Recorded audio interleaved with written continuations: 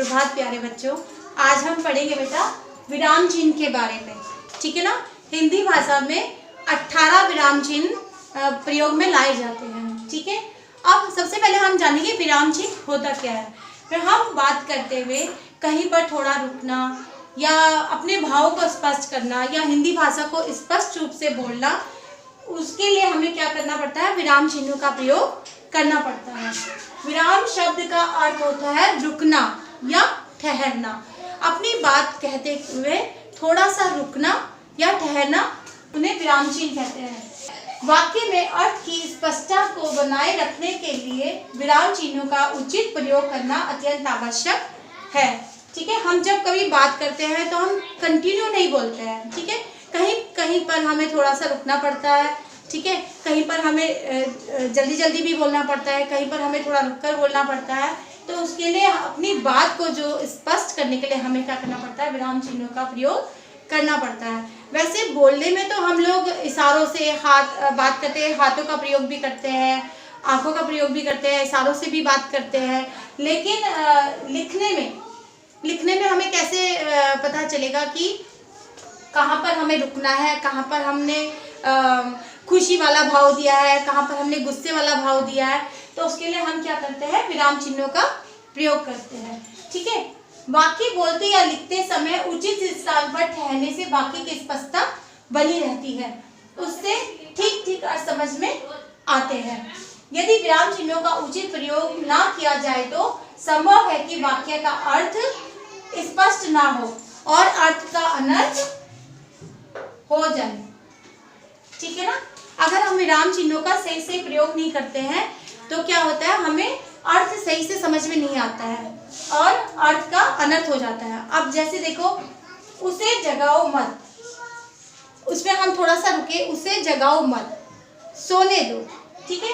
हम कहाँ पर रुके, उसके लिए हमने क्या करा, अल्प विराम का प्रयोग करा। हम थोड़ा सा रुके ना, उसे जगाओ मत, थोड़ा सा विश्राम किया तो हमने अल्प विराम का चिन्ह लगाया, सोने दो। अब हमारा सेंटेंस कंप्लीट हो गया, उसे जगाओ मत, सोने दो। यहाँ पर हमने सेंटेंस खत्म होने के बाद हमने क्या करा, पूर्ण विराम का चिन्ह लगाया।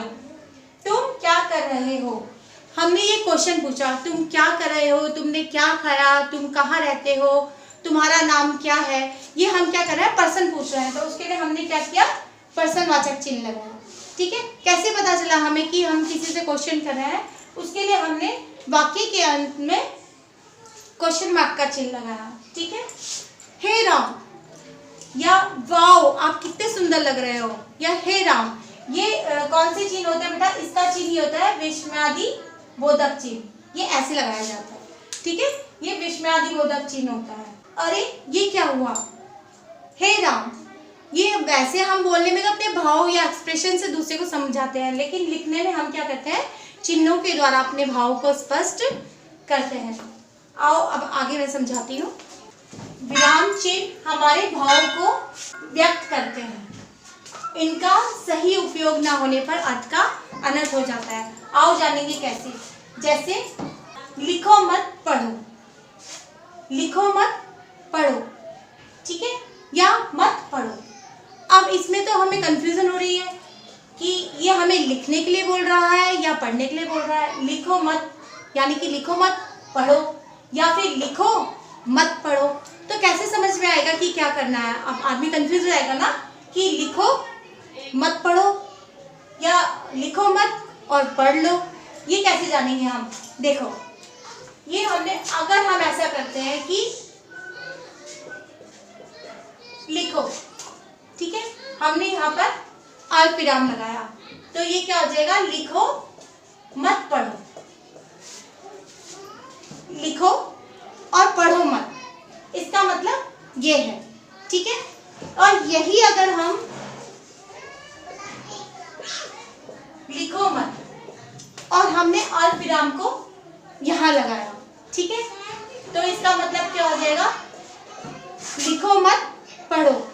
एक ही वाक्य के दो अर्थ निकल रहे हैं, है ना। पहले में ये बोल रहा है लिखो पढ़ो मत, ठीक है, दूसरे वाक्य में ये बोल रहा है लिखो मत और पढ़ लो, ठीक है। तो सही यूज नहीं करेंगे तो वाक्य हमें सही तरह से समझ में नहीं आएगा। फर्स्ट वाक्य में कहा जा रहा है कि आपको लिखना है, पढ़ना नहीं है। और दूसरे वाक्य में आपको बताया जा रहा है कि लिखो मत, लिखना नहीं है, पढ़ो, पढ़ना है। विराम चिन्ह अलग अलग स्थान पर लगने से इसका अर्थ ही बदल जाता है। एक वाक्य में वो लिखने को बोल रहा है और दूसरे वाक्य में वो पढ़ने को बोल रहा है। ठीक है, इसलिए हमें विराम चिन्हों का सही सही यूज करना चाहिए, जिससे कि हमें भाषा में स्पष्टता मिलती है। ठीक है, अब हम जानेंगे विराम चिन्ह कितने होते हैं और उनके नाम कौन कौन से होते हैं। हिंदी भाषा में 18 विराम चिन्हों का प्रयोग होता है। ठीक है ना, 18 विराम चिन्हों को हम हिंदी भाषा में प्रयोग में लाते हैं। तो नंबर 1 है पूर्ण विराम। ठीक है, पूर्ण विराम का चिन्ह ऐसा होता है, आपने देखा होगा जब हम वाक्य पूरा कर देते हैं तो उसमें हम वाक्य के अंत में पूर्ण विराम लगाते हैं। नंबर 2 पर है अल्प विराम। जब हम अपना वाक्य पूरा करते हुए कहीं पर थोड़ा सा रुकते हैं, थोड़ा सा विश्राम लेते हैं, वहां पर हम अल्प विराम का यूज करते हैं। अर्ध विराम, अर्ध विराम का चिन्ह ऐसा होता है। ठीक है, प्रश्नवाचक, जब हम किसी से क्वेश्चन करते हैं, प्रश्न पूछते हैं, आपका नाम क्या है या आप क्या कर रहे हो, आप कहाँ जा रहे हो, तो हम क्वेश्चन मार्क का चिन्ह लगाते हैं, प्रश्नवाचक चिन्ह का प्रयोग करते हैं।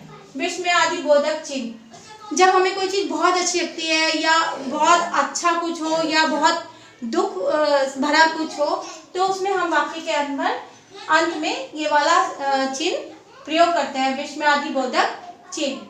योजक चिन्ह, ये योजक चिन्ह। ठीक है, कहीं पर हम दो शब्द हम एक जैसे लिखते हैं तो उसके बीच में हम योजक चिन्ह का प्रयोग करते हैं।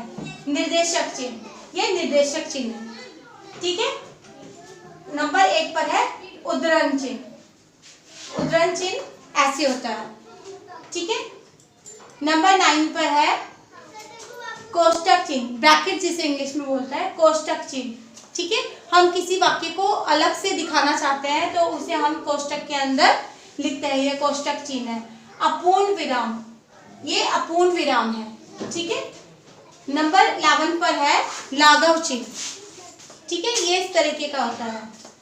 त्रुटि पूर्वक या हर्षपद चिन्ह, जब हम किसी वाक्य में कहीं पर कुछ लिखना भूल जाते हैं, ये तो बच्चों के साथ अक्सर होता है कि कभी कोई हम वाक्य लिख रहे होते हैं, कोई सेंटेंस लिख रहे होते हैं, तो हम बीच में अगर कुछ लिखना भूल जाते हैं तो हम वाक्य के बीच में ये वाले चिन्ह का प्रयोग करके अपने वाक्य को ऊपर लिखकर पूरा कर देते हैं, तो उसको क्या कहते हैं, त्रुटि पूर्वक या हर्षपद चिन्ह। नंबर 13 पर है विवरण चिन्ह, जैसे हम किसी चीज की परिभाषा देते हैं, ठीक है, उसके बाद हम उदाहरण लिखते हैं ना जैसे करके, तो उसके आगे हम ये विवरण चिन्ह का जो आगे एक्सप्लेन करना होता है, ये वाले चिन्ह का प्रयोग करते हैं। पदलोपन चिन्ह, पदलोपन चिन्ह का मतलब होता है जब हम वाक्य में कुछ, जैसे हमने कोई पैराग्राफ लिखा, उसमें आगे आपको बहुत कुछ और ऐड करना है और अभी आप नहीं कर रहे हैं, तो उसमें हम ऐसे डैश डैश डाल देते हैं या प्लस डाल देते हैं या मल्टीप्लाई का साइन डाल देते हैं। ठीक है, उसको क्या बोलते हैं, पदलोपन चिन्ह। समानता सूचक, जब दो चीजें समान होती हैं या जैसे आप शब्द का अर्थ लिख रहे हो, आपने देखा होगा शब्द के बीच में हम समानता सूचक चिन्ह लगाते हैं, या कुछ समान चीजें लिख रहे होते हैं तो उसमें ये वाला चिन्ह प्रयोग करते हैं। दीर्घ उच्चारण चिन्ह, जब हम ओम का साउंड करते हैं या कुछ ऐसे खींचने वाले जो साउंड होते हैं, उसमें दीर्घ उच्चारण चिन्ह का प्रयोग होता है। रेखांकन चिन्ह, नंबर 17 पर है रेखांकन चिन्ह, जब हमें किसी चीज को अलग से दिखाना होता है, आप जैसे फिलअप कर रहे हैं आप कॉपी में, तो फिलअप करते हैं, जो आप उसको फील करते हैं उसको आप अलग से दिखाते हैं ना, तो उसके नीचे हम एक अंडरलाइन कर देते हैं कि आपने फील किया है ना, तो उसको क्या बोलते हैं, रेखांकन चिन्ह। ठीक है, उसके बाद आपका नंबर 8 पर है पुनरुक्ति चिन्ह। ठीक है, ये पुनरुक्ति चिन्ह है। ये 18 चिन्ह हिंदी भाषा में प्रयोग किए जाते हैं। अभी हमने जाना विराम चिन्ह किसे कहते हैं और ये कितने होते हैं और कौन कौन से होते हैं। नेक्स्ट वीडियो में बेटा मैं आपको इनको एक्सप्लेन करके बताऊंगी ये कहाँ पर प्रयोग किए जाते हैं और कैसे प्रयोग में लाए जाते हैं। तब तक के लिए धन्यवाद, बाय।